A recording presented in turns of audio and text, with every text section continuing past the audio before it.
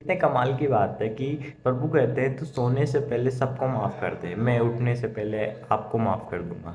तो एक कमाल की स्टोरी है जो एक बच्चे और उसके परिवार की है।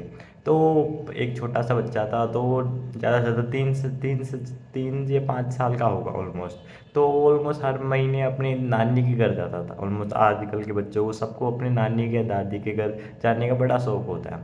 तो ऑलमोस्ट जैसे वो अपना बच्चा फिर हमेशा नानी के घर जाता था। तो ऑलमोस्ट कई एक दिन ऐसा है, वो 10 साल का हो गया था, तो उसके डैड का, उसके पिताजी का कारोबार में घाटा हो गया था, नुकसान हो गया था। तो नुकसान होने के बाद उसने बोला गया कि बेटे इस बार नहीं जाएंगे नानी के, तो आपको यहीं रुकना पड़ेगा। तो बेटा गुस्सा हो गया, नाराज़ हो गया, खाना वाना नहीं खा रहा। तो उसकी मम्मा ने सब वो समझाया, पापा ने वो समझाया, तू नहीं जा पाएगा इस बार, और इस बार तेरी मम्मी मम्मा भी नहीं जाएगी। तो बेटा फिर भी नाराज़ हो गया, खाना नहीं खा रहा। तो मम्मा ने सुबह उसको समझाया, अगर तुझे जाना है, इतना ही शौक हो रहा है, तो अकेला चल जा। तो बेटा हाँ हाँ कर दिया, मना कर नहीं सकता, बहुत ज़्यादा एक्साइट था।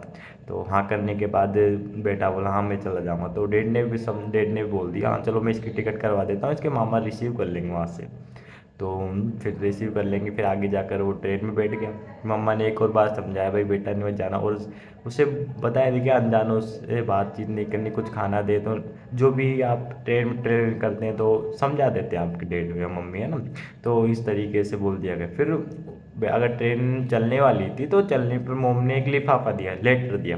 तो अगर उसको घर जाकर या बीच में जब भी आपका ऐसा लगे कि मम्मा की याद आ रही है, तो उसको पढ़ लेना।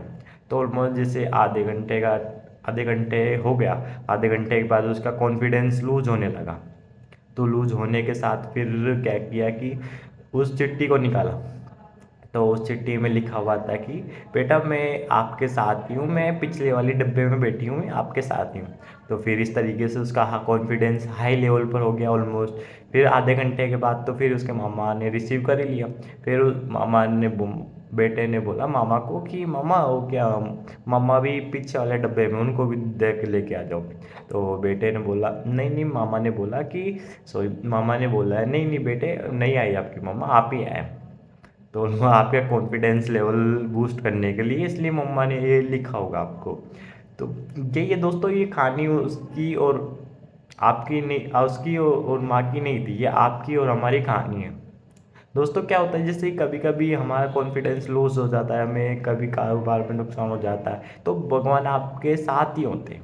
बस वो आपको इस तरीके से लेटर दिए होते हैं, मैं आपके पिछले वाले डब्बे में हूँ, ऑलमोस्ट आप मुझे मेरे साथ रहो और भगवान का ही जाप करते रहो, तो मैं आपका हमेशा साथ दूंगा।